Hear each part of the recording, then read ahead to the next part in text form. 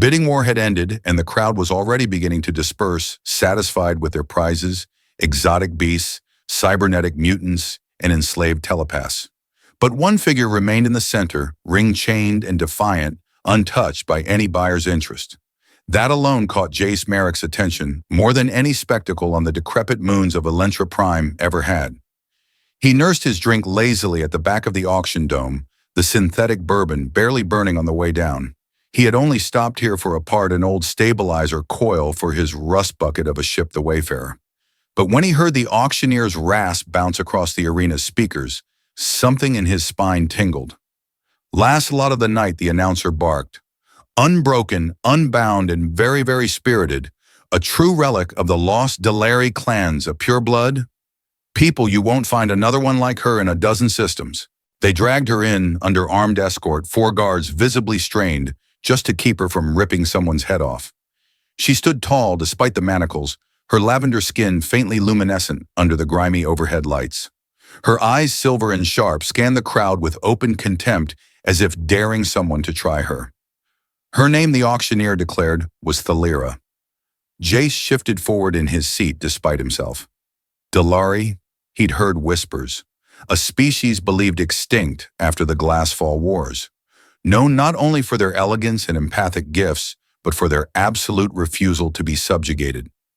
Highly resistant to mental reconditioning, the announcer said with a forced chuckle.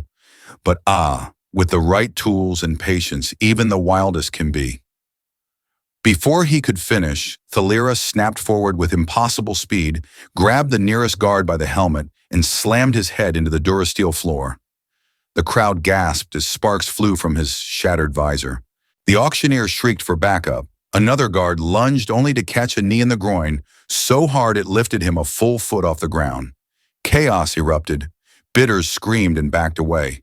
The announcer, now purple with fury, shouted, "Enough, restrain her. She'll be stripped and dumped in the gladiator cages if no one makes a claim." Jace didn't remember standing up, didn't recall pulling his chip from his coat, but suddenly he was striding forward and holding it out. "I'll take her," he said casually, tossing the token onto the stage. The commotion stopped like someone had pulled the gravity. Everyone turned to stare. The auctioneer's eyes bulged. "Excuse me, you heard me?" Jace said, his voice flat. "I bid. No one else has. That makes her mine."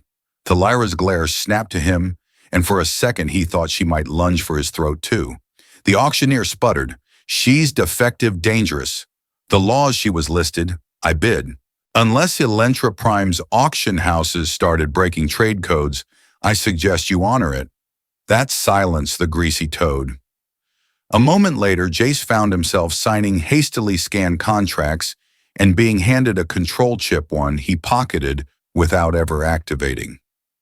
2 guards shoved Thalira forward, still cuffed and glowering, and for the first time their eyes truly met. "I will kill you if you think you own me," she said, calm as a glacier but seething beneath. "You're not a pet," Jace replied evenly. "I need someone to clean grease traps and keep my idiot co-pilot from licking energy cells." That earned the faintest crease in her brow. Confusion. Or the smallest flicker of amusement. Jace turned to leave, gesturing over his shoulder. "You coming, or should I return the receipt?" She hesitated, but the alternative, being shoved back into the ring, was apparently worse. With an imperious tilt of her head, she followed. They walked through the crowded bazaar in silence. Neon signs flickered above rows of spice dealers and arms merchants. Thalira's shackles clanked with every step. Jace could feel dozens of eyes on them. He didn't care, until her voice finally broke the quiet. "You're human." He glanced back. "That's the rumor." She didn't speak for a beat. Then why, Jace exhaled through his nose. "Call it a gut feeling. You didn't look like someone who belonged in a cage." "I don't," she said bluntly. "Figured." They reached his ship, docked at the edge of the scrapyard, a battered but fast cruiser with custom retro thrusters and the personality of a disgruntled badger. "Welcome to the Wayfarer," he said, punching the ramp code. "She's moody leaks, coolant in all the wrong places, and probably hates you, but she'll get you where you need to go." Thalira looked unimpressed. Inside his co-pilot, a spherical droid named Lenny, who'd rewired its own humor protocols into sarcasm, hovered into view. "Oh, good," Lenny chirped. "You brought home a murderess? That's only the third time this cycle." "Stow it," Jace said, leading Thalira to the crew quarters. "Pick a bunk. Touch anything in the cockpit and I'll eject you into the nearest sun." "I'll take the sun," she muttered. He grinned at her over his shoulder. "Noted." She entered her bunk without another word. Jace watched her go, then rubbed the bridge of his nose. What the hell had he just done? Jace didn't sleep much that night. Not because he was afraid Thalira would murder him in his sleep, though that thought had crossed his mind more than once, but because every instinct in his body was screaming that he'd just welcomed a storm onto his ship and left all the windows open. When morning cycle came, she was already awake. He found her sitting in the engine bay, cross-legged, shackled hands calmly resting on her knees. She looked like she belonged there, which was unsettling given she'd never set foot on a ship before yesterday. "I thought I told you to pick a bunk," Jace said, leaning against the doorway. "I did," she replied, not looking up. "It was too clean." "That's a first," Lenny muttered, as he hovered past, dragging a mop behind him. Jace tossed her a nutrient bar. "Here, try not to stab it first." She caught it with one hand. "Your sarcasm is predictable, Captain." He blinked. "Captain, now is it you own the ship, do you not?" He stared at her for a moment, then jabbed a thumb toward the mess bay. "Let's go. Time for the first crew meeting of the day. Spoiler alert, there's only 2 of us, and I hate meetings." As they walked through the ship's narrow corridor, Jace noticed her gait smooth, measured, almost predatory. She had no wasted movement, and despite her change, she never stumbled or lost balance. He'd seen warriors like that before. Not soldiers, survivors. "Where are you from?" he asked, not really expecting an answer. Thalira didn't reply for several paces. Then quietly, "Does it matter? It might." She gave him a side glance. "Delary Prime," before it burned. Jace nodded slowly. Thought it was a myth. The Delary. It wasn't. They reached the mess hall. Jace plopped down in a chair and gestured for her to do the same. She remained standing. "I need to know if I made a mistake," he said simply. "You did," he frowned. "Right. Glad we're starting from a place of mutual trust." "I'm not your problem," she said, arms crossed. "Whatever you think this is, I will not be grateful. I will not obey. I will not bow." Jace rubbed his temple. "I don't want you to do any of those things. I want you to eat, breathe, and maybe scrub out the starboard coolant line if you're feeling generous." She narrowed her eyes. "You keep making jokes." "Why? Because I'm bad with people," he said honestly. "Especially the angry, glowing ones." That got a twitch of the corner of her mouth. Not quite a smile, but close. "I need someone who knows their way around a fusion drive," he added. "And you've got the look of someone who can fix a thing or break it in half depending on your mood." "Which am I more likely to do?" he smirked. "Guess we'll find out." Before she could reply, the ship's alert chimed. "Incoming message. Priority red." Jace groaned. "I swear if it's another customs drone," but it wasn't. Lenny hovered into the room projector, blinking. "You're gonna want to see this, boss." The holo displayed a familiar, unpleasant face, reptilian, broad-jawed, and very, very angry. "Is that?" Thalira began.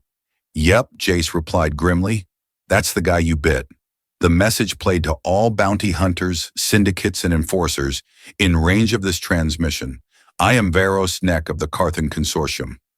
A rare Delary female was stolen from my rightful purchase by a human male named Jace Marek. I am offering 75,000 credits for her return alive, and 50,000 for his head. Or just bring me the ship. That works too." The message ended.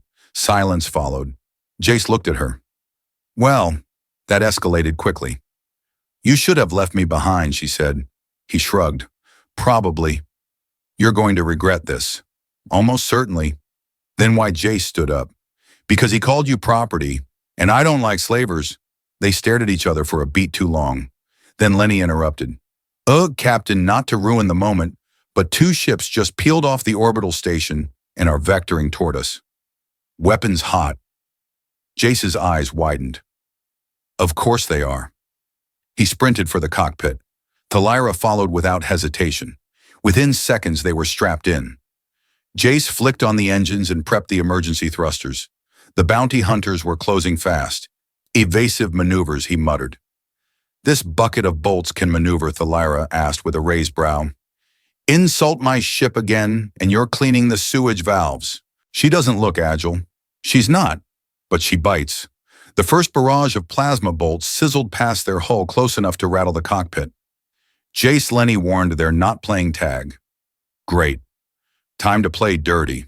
He cut the stabilizers, spun the ship hard left, and dropped into the gravity well of a nearby moon, something no sane pilot would attempt with a bounty on their tail. The ships followed. What's the plan? Thalira asked, gripping the side of the chair. We dive? Into the moon's atmosphere? Yup. You're insane. Only on Wednesdays. The Wayfarer shuddered as it broke into the thin exosphere.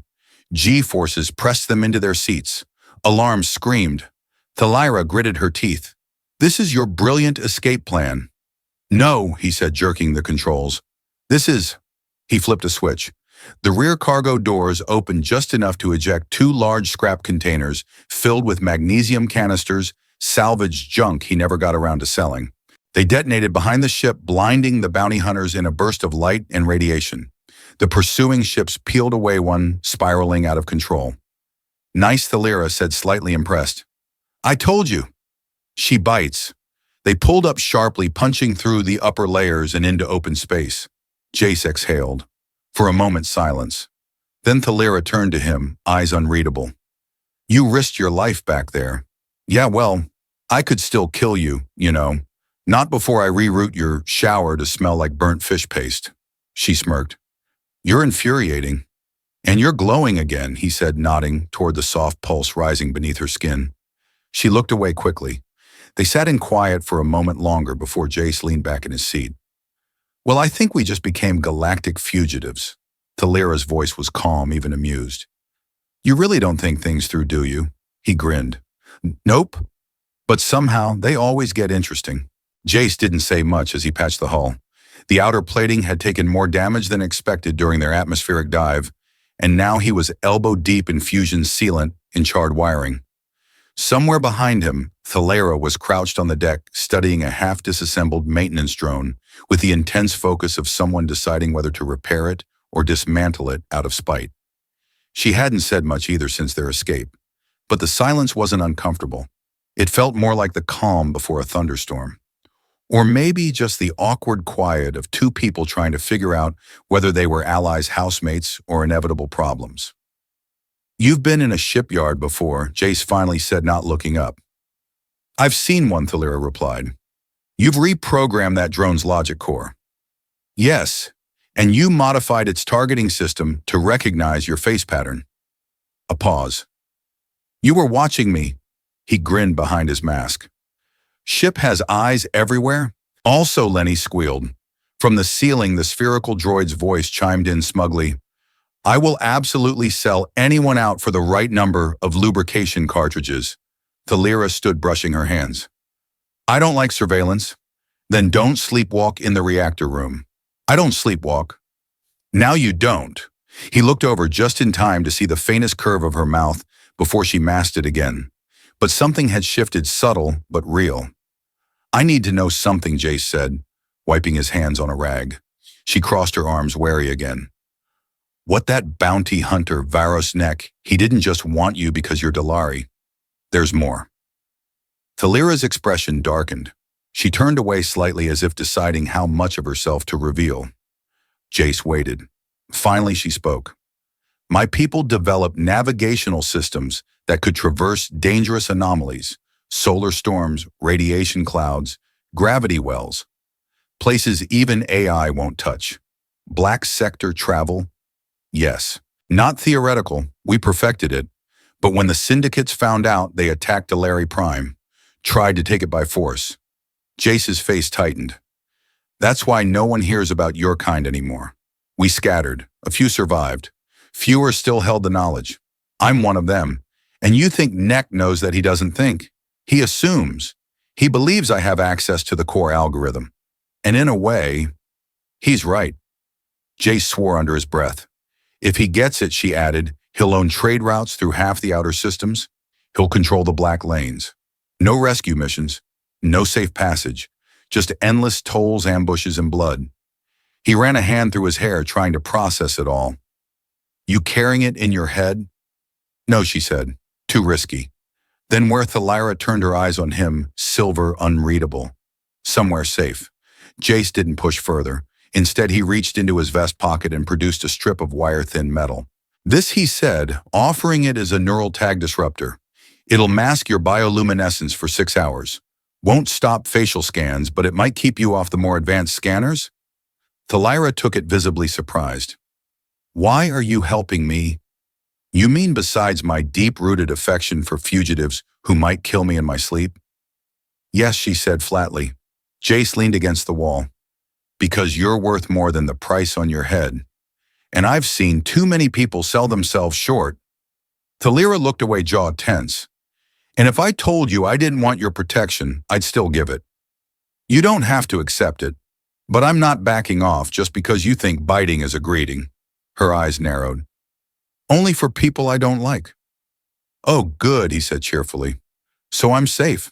For now. Before she could reply, the intercom crackled. Captain Lenny's voice rang out. Incoming ping from the Veltrin relay hub. Message flagged as urgent and encrypted. Jace pushed off the wall. Who the hell knows we're here? Only the desperate or the stupid, Thalira muttered, following him to the cockpit. The encrypted message flickered onto the console. A hologram appeared, a wiry man with a crooked smile, sporting a hat that looked like it had survived 6 space battles and a small fire. Jace, you overgrown trash panda, the hologram greeted. If you're seeing this, it means you're in trouble, or you're dumb enough to come back to Arca 9. Either way, I've got a job for you.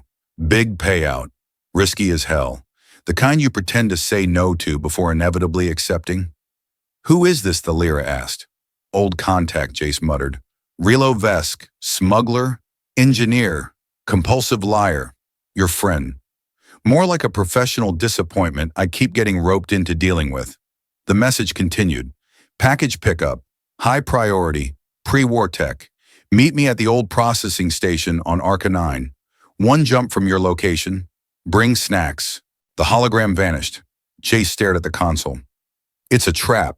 Thalira folded her arms. Then why are you plotting the jump? He paused, glanced at her, and grinned.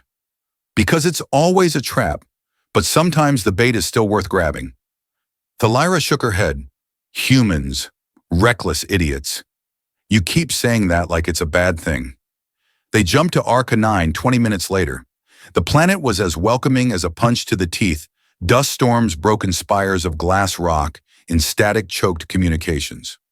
The Wayfarer touched down in a half-collapsed hangar, engines steaming.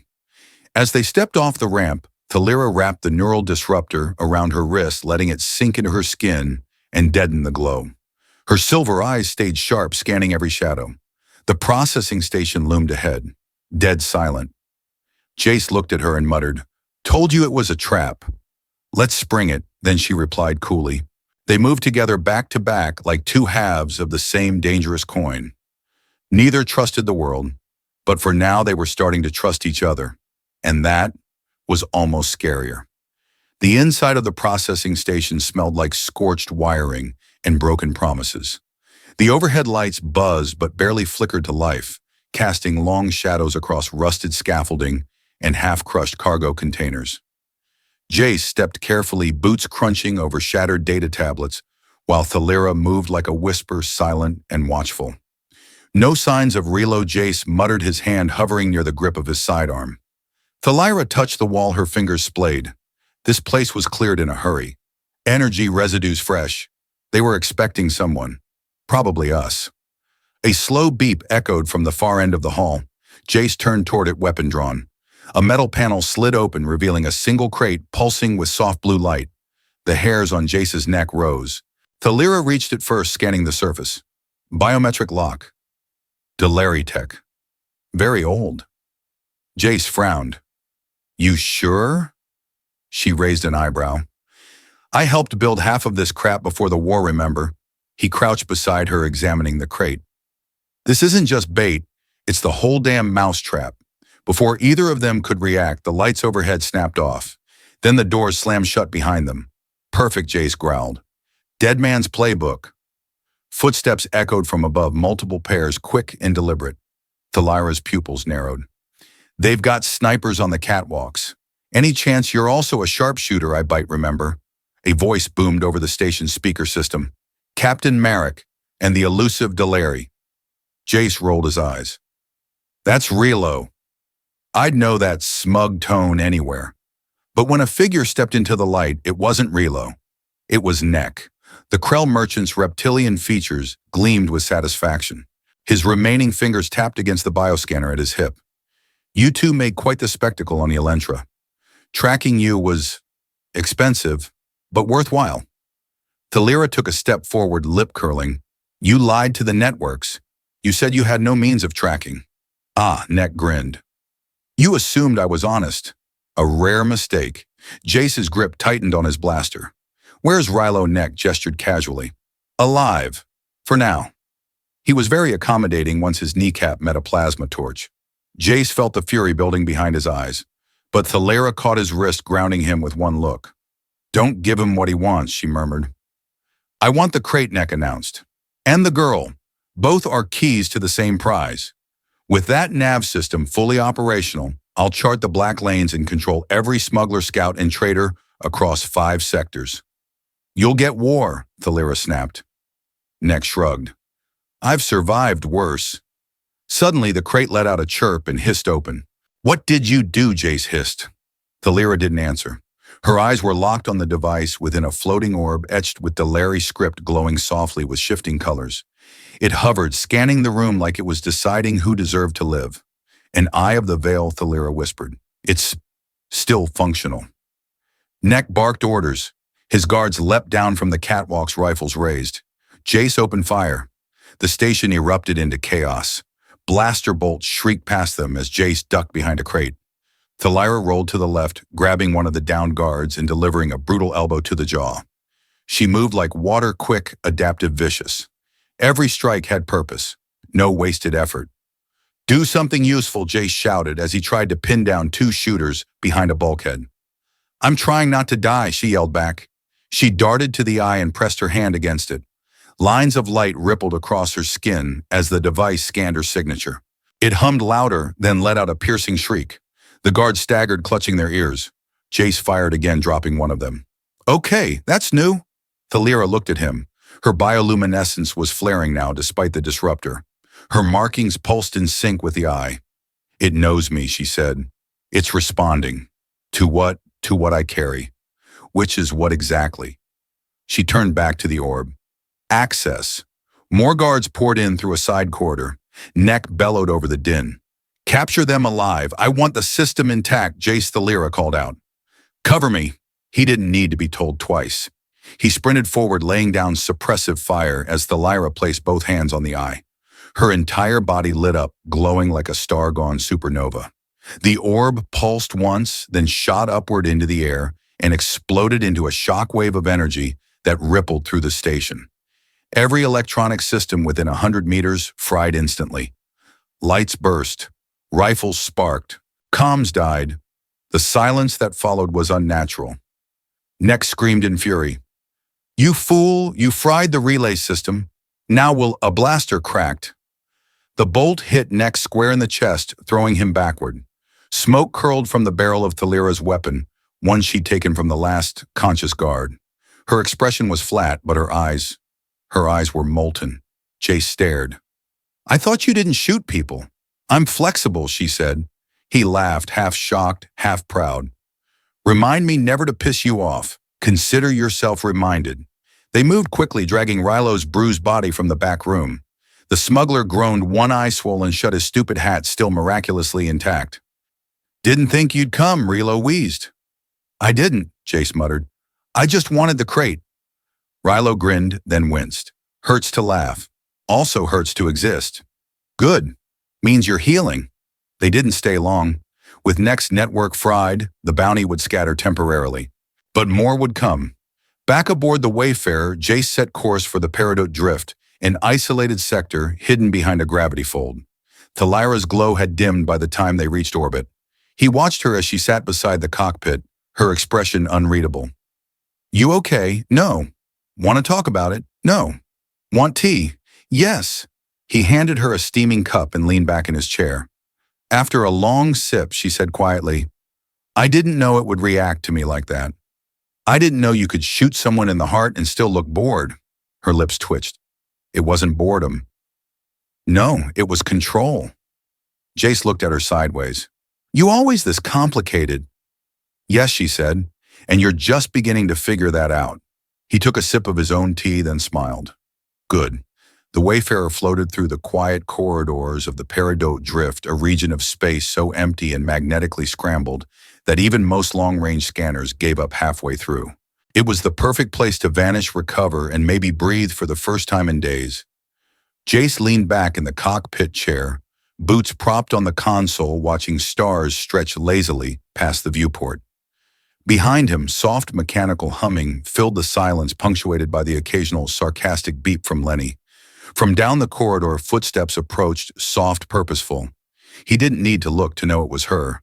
Thalira slid into the co-pilot's seat, a fresh bandage wrapped around her arm from the scrape she'd earned, elbowing a mercenary through a glass panel.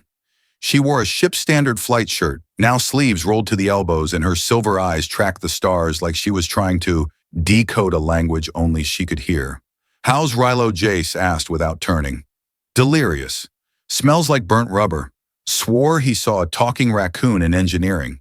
Jace smirked. That was probably Cord. We had a pet raccoon once. Turned out it was just a shaved Krell with a caffeine addiction. Thalira's lips tugged up slightly. He let the silence sit before asking, How's your glow? She blinked, surprised. You're asking about my bioluminescence. I mean, it lit up like a dying sun back at the station. Just making sure you didn't blow a fuse. She studied him, expression unreadable. We don't blow fuses. But yes, it took a toll. In the eye of the veil gone. The burst burned out the control core. It recognized my pattern but was too old to sustain a full sync. That tech was never meant to survive exile. Still fried an entire station. She didn't answer right away, then said softly, It shouldn't have responded to me like that, unless I was. What a successor. He turned to face her. Is that a title? In Delari culture, it means someone chosen to preserve the legacy of lost knowledge. It's not inherited, it's earned. You're marked by what you protect. Sounds heavy. It is. They sat quietly for a moment, the hum of the ship and distant star vibrations filling the void. Then Jace stretched and said, Well, I'd make you a crown, but I'm out of tinfoil. She stared at him, and then like the shifting of a glacier, a smile broke across her face. Real, honest, unexpected. I think I hate you less today, she said. I'm flattered. But the moment cracked when Lenny's voice cut in. Captain Proximity Alert. We've got a visitor. Jace bolted upright. I thought you said this region was untrackable. I also said my personality was well-balanced. We all lie sometimes. Thalira was already at the console, fingers flying. Small vessel, one life sign, no weapon locks. The screen lit up with a grainy visual. A tiny shuttle drifted toward them, lights blinking erratically. A distress signal pinged. Open hailing frequency, Jace said. A hollow voice cut through the static. This is Commander Ina Sorrel of the Terran Alliance. Mayday, systems failing. Requesting emergency docking clearance. Thalira's brow furrowed. Terran military. Yeah, Jace muttered. That's not suspicious at all. She's not transmitting a heat signature from her weapons array. Looks genuine. Jace sighed. Lenny opened the hatch. Thalira, you're with me. The shuttle bay was dim and smelled faintly of ozone. The small vessel docked with a wheeze of pressurization. The door opened, and a woman staggered out. Tall, dark-skinned with regulation-cut hair and a scorched Alliance uniform. She was injured arm clutched to her side, uniform torn, and looked about 5 seconds from collapsing. Easy, Jace said, catching her. You're safe. She blinked up at him. You're Jace Marek, aren't you? He stiffened. Depends who's asking. I was sent to find you, but not to arrest you. Thalira stepped forward. Then what? Commander Sorrel turned to her, wincing. I need your help. Both of you. Something's coming. Jace frowned. You'll have to be more specific. I've got an entire bounty board trying to kill me right now. No, she said weakly. This is bigger. Someone's building a fleet in the fractured expanse, hidden behind the radiation storms. They've got advanced nav systems just like the one Tech once hinted at. Systems that shouldn't exist. Thalira's pulse quickened. Impossible. That knowledge was lost. Apparently not, Sorrel said, eyes haunted. And if they can traverse those sectors, they'll hit the core colonies before anyone sees them coming. Jace exchanged a look with Thalira. So what he said, you want us to, break into a war zone and steal back the tech? No, Sorrel said, voice shaking. I want you to stop them. Because someone on that fleet knows who you are, Jace, and they're hunting you next. Thalira stared hard at the wounded commander. Why you? I defected. I saw the plans. I stole some of them. That's why they shot me down. She reached into her jacket and pulled out a tiny crystal, the same design as the one Thalira had used. Tech. Thalira whispered, stunned. But this encryption, it's not ours. No, Sorrel said. It's theirs. Jace stepped back, heart thumping. Who the hell are they? Sorrel met his gaze, dark eyes full of fear. They call themselves the Halcyon Directive. And they're not just using your tech, they're improving it. The room went still. Even Lenny, who never shut up, said nothing. Jace exhaled. You know what this means, right? Thalira nodded, her voice barely above a whisper. They've cracked the map of the void, and now they're drawing paths to conquer the stars. The command table in the Wayfarer's strategy room flickered with holograms, star charts, heat scans, red-labeled files stolen from the core of the Terran Alliance. The quiet tension among those gathered was thick enough to chew. Jace stood with his arms crossed, eyes narrowed at the projected fleet map. Thalira sat on the table edge, her silver gaze locked on the spinning crystal projection that pulsed in sync with her breath. Commander Ina Sorrel nursed a cracked rib and sipped nutrient broth like it was the only thing keeping her alive. Across the room, Lenny hovered awkwardly near the door, muttering, "This is why I hate organics. Nothing good ever comes out of breathing." What you're looking at, Sorrel began, her voice hoarse as only a fraction of what they're building. The Halcyon Directive isn't a pirate outfit. It's a movement, funded, armed, hidden in the storm layers of the fractured expanse. Jace tapped the console. I count 9 cruisers, 4 carriers, and a whole mess of stealth corvettes, all fitted with something close to Delari navigation matrices. Thalira's jaw was tight. They shouldn't have this. They do, Sorrel said. And they're not just using it, they're optimizing it. Rerouting old calibration protocols. Rewriting pieces of the original language. This tech was never meant for conquest, but that's exactly what they're twisting it into. Jace turned to her. You said someone in their command knows me. Who? Sorrel hesitated. A man named Kale Rowe. Former Alliance war strategist. Brilliant. Ruthless. He's obsessed with efficient warfare. He studied your battle records, your defection, your escape from the Red Sector. He called it the anomaly of instinct over logic. Jace groaned. Great. I'm someone's dissertation. He wants to test himself against you. He believes if he can anticipate you, he can outmaneuver anyone. Thalira stood, stepping toward the crystal. And he's modifying our pathfinders. If he succeeds, the radiation belt's gravity-locked spatial rifts, they'll all be navigable. And undefended, Sorrel added grimly. The core worlds will never see it coming. So let's blow it all up, Jace said, as if it were obvious. Sorrel blinked. Excuse me, Jace shrugged. I've been hunted, shot at, backstabbed, and now promoted to main character in someone's war fantasy? Let's find their tech cache and make it go boom. Thalira's lips twitched. Simple. He pointed at the star map. We're going to jump here, Sector Virus 7. According to your data, that's where they keep one of the signal amplifiers used to test long-range Delari pulses. If we kill the signal, we blind their fleet. Sorrel leaned forward. It'll be heavily guarded. So's my liquor cabinet, Jace said. Doesn't stop Lenny, offended, the droid muttered. Also accurate. Thalira tilted her head. If we go, we can't just shut it down. We need to corrupt the core. Send a feedback loop through the Delari waveform. Burn their trust in the tech. Jace raised a brow.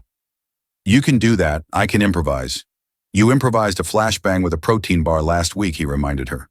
It worked, and blinded me for 6 hours. She smiled sweetly. You got better. He turned to Sorrel. You in? She nodded. I didn't nearly die to sit on the sidelines. Then suit up, Jace said. We fly in 6. Hours later, the Wayfarer dropped out of hyperspace on the edge of Virus 7, a moon suspended in an asteroid belt wrapped in electromagnetic storms and high radiation clouds. It looked like a hellscape built by someone who hated pilots. Jace tightened his grip on the controls. Remind me why we're not blowing this place up from orbit because the amplifier's housed underground, Thalira said, and their shielding would fry any missile before impact. Ah, Jace nodded. So a suicide run. More like a tactical infiltration, she corrected. With the same odds of survival, Lenny added cheerfully. They landed on the far side of the moon away from the thermal sensors. Thalira, Jace, and Sorrel disembarked under the cover of storm shadows, cutting across the rocks like phantoms. The entrance to the installation loomed in the canyon wall, silent, shielded, and probably filled with people who hated them. Jace turned to Thalira. You're up. She stepped forward, hands pressed against the locking panel. Her bioluminescence flickered beneath her sleeves as she fed a false key code into the system. For a moment, nothing happened. Then the door hissed open. I'm both terrified and impressed, Sorrel whispered. Good, Thalira said. Keep both. Inside the facility hummed with quiet menace. Harsh lights, steel walls. No personnel in sight, which was suspicious as hell. They reached the main control chamber without alert. At the center stood the amplifier, a towering column of glowing conduits and humming energy, its pulse in perfect time with Thalira's own. It's broadcasting on 6 harmonic bands, she said, moving fast. Give me 5 minutes. Jace nodded, taking position by the door. Sorrel joined him, blaster raised. Thalira's hands danced across the interface. I can write a recursive virus, overload the signal chain. If it feeds back into the prototype models, it'll render their navigators useless. If I get the harmonics wrong, however... What happens, Jace asked. It could explode. Cool, no pressure. Footsteps sounded down the corridor. Jace turned. Company incoming. Can you stall them? Thalira asked. I'm fantastic at stalling. He stepped out into the corridor and promptly froze.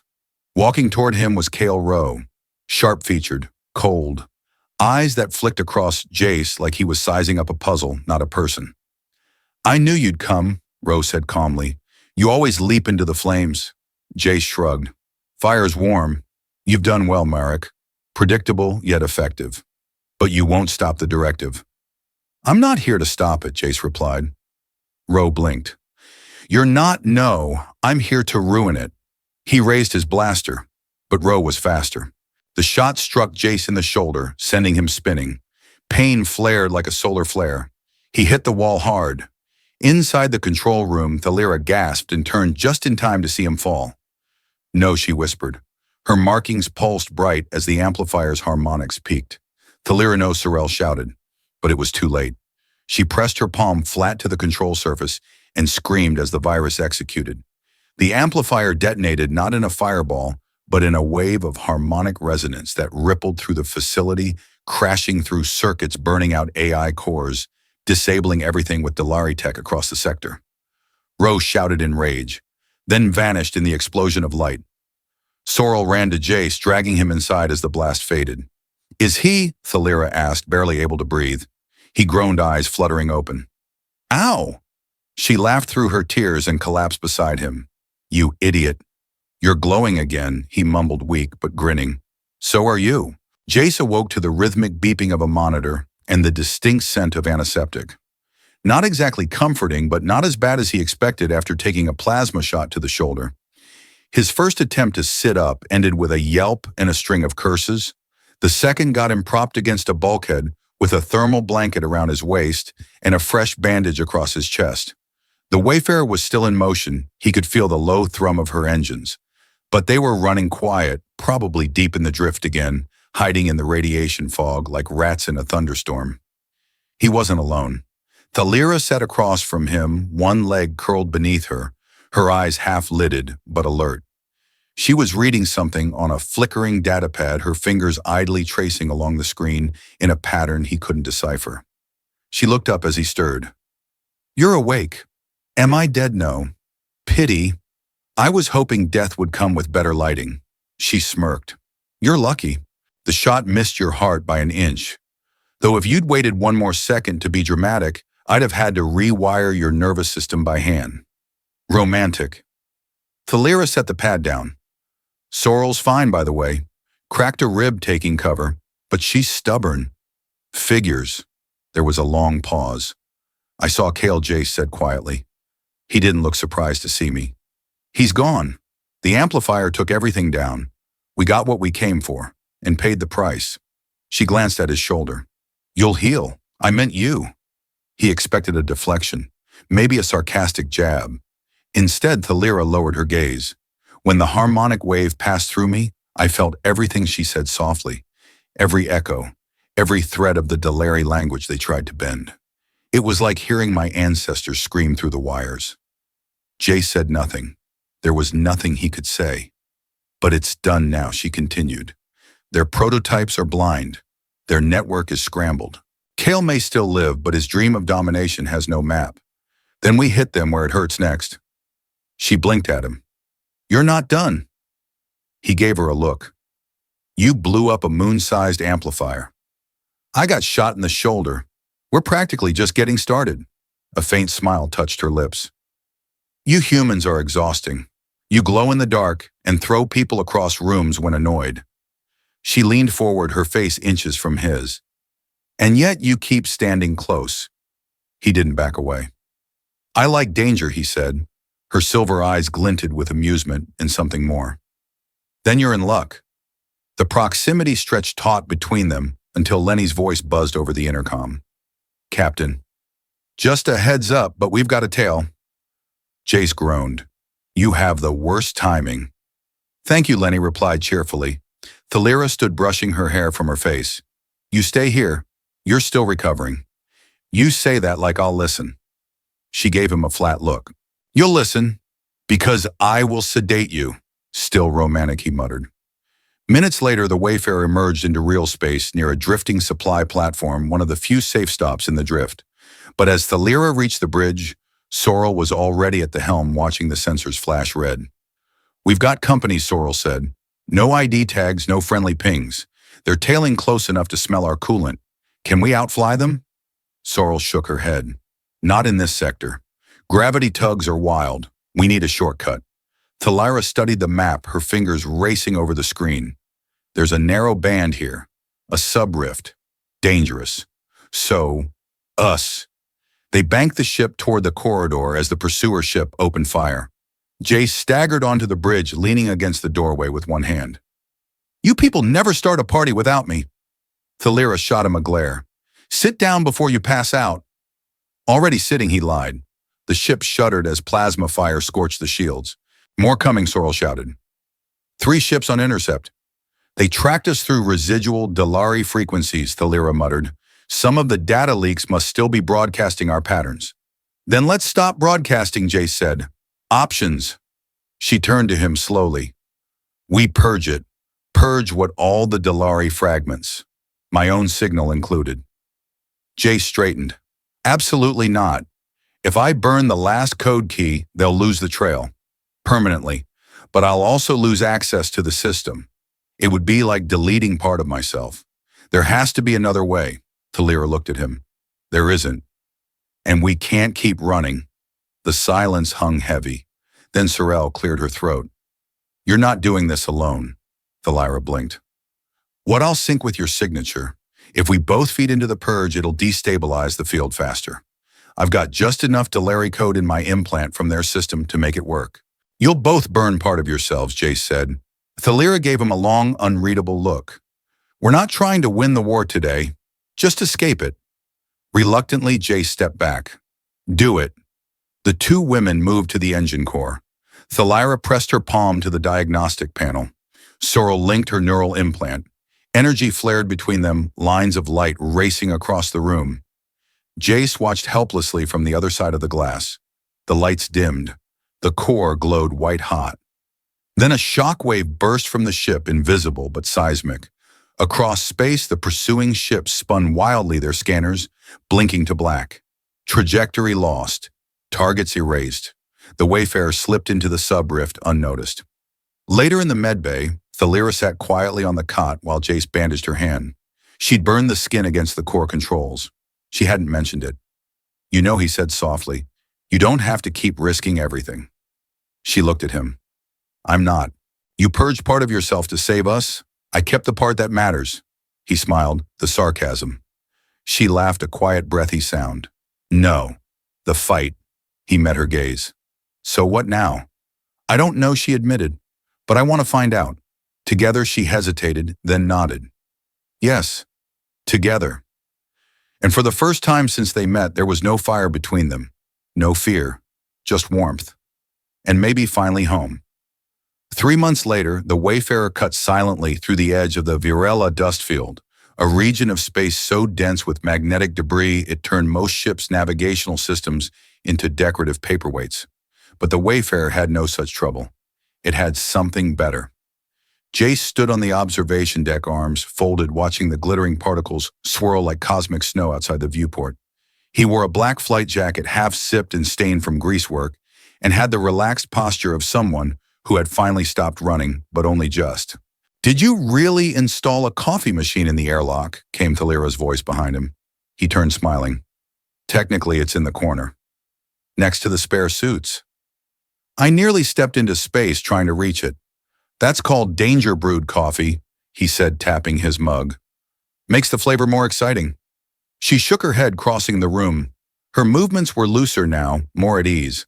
The wariness was still there, but no longer razor-sharp, shaped by trust, not survival. Her skin shimmered faintly, not out of fear or stress this time, but contentment. The subtle pulse of her markings danced in calming waves. They watched the stars together for a long moment. "Crew's ready," she said softly. "The relay point is set. Once the signal goes live, the other ships will have the path." Jace exhaled. All this time, all this running, and now we're helping people navigate the chaos instead of hiding in it. Thalira tilted her head. "You sound surprised." "I am. Didn't expect to make it this far, or to have a cause." She smiled. "You had one the moment you stepped into that auction ring." He looked over at her. "Is that what this is? A very long, very dangerous rescue mission?" Her gaze softened. "No, it's a very long, very dangerous love story disguised as a war." He blinked, caught off guard. "Are we calling it love now?